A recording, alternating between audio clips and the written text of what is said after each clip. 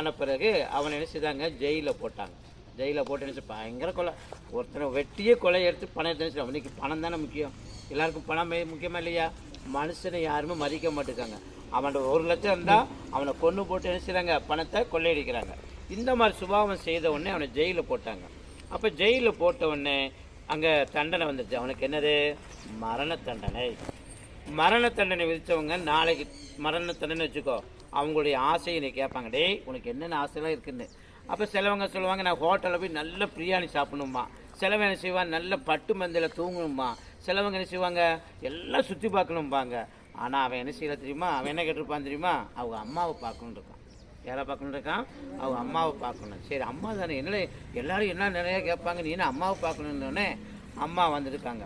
பக்கத்தில் வந்தானே ஓங்கி ஒரு அறை, எப்படி ஓங்கி அம்மா நினச்சிதாங்க சப்புன்னு ஒரு அறை. எதுக்கு அரைஞ்சிருப்பாங்க?